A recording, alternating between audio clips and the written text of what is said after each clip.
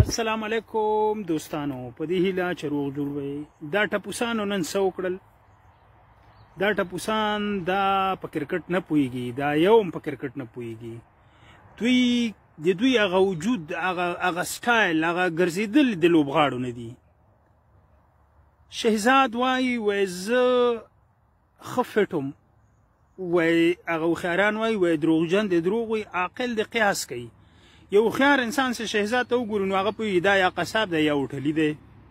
خو زه حیران دې ته یم دی دغه اول ورلډ کپ ته دا ټیم چا سلیکټ کړی و چې دی پکې د دې ویکټ کیپر په حیث دی سلیکټ شوی و.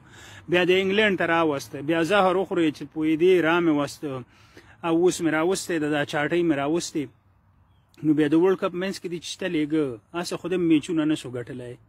او بیا د څوک راوسته؟ چینجی دې راوسته، د مټر چینجی، د امرود چینجی، اچشی نومیږي، ټپوس خیل، علي خیل. و ټپوس خیله په خدای که مې ته پرېښی وی، د کلي کرکټ کې مې هم ولاکه پرېښی وی، انۍ هغه په ټیپ بال باندې کېږي. که ته مې پرېښی وی نو دا غوندې هلکان به سیل ته به موږ نه پرېښودل. ته راغلی نن د افغانستان نمایندګي کوې ټپوسه. او دا بل کوتک ملنګه دا رحمت ټکه ټوسه ټسه ټوسه ټسه ټوسه ټسه ټوسه، اسمان دې در باندې راولویږي. دا څه تندر وهلی ته؟ څه د سټاپونو مقابله ده؟ ټس ټوس ټس ټوس کړپ کړوپ کړپ د ډانډس دې ته جوړ کړی ده. ډېر بې عقل انسان یې. په اتیاو بالونو لس رنزه وکړي او همداسې بیا روان یې وګود وګود کېږي. دا بل دا نانځکه دا اشمته ته خو یې دایرې نه بال نشي اړوی. تا کله دایرې نه بال اړولی نو بیا ته څه حق لرې ته لوبېږې؟ د خلکو احساساتو سره لوبې کوې.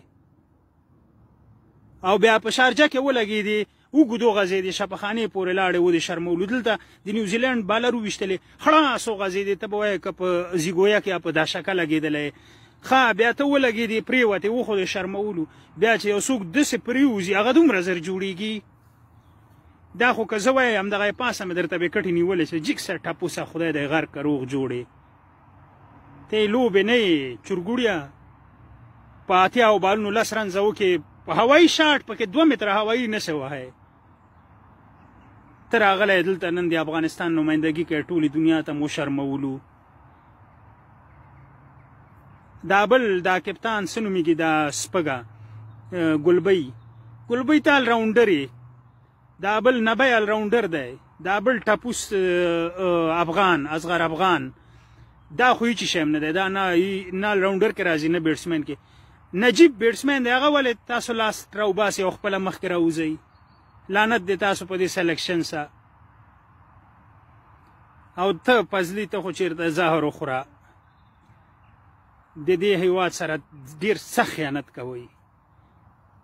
زه خو ایله اوس ایله د میډیا ته راووتم، نن نه پس به زه تاسو هر میچ ګورم او همدغسې به هر میچ باندې ویډیوګانې کوم.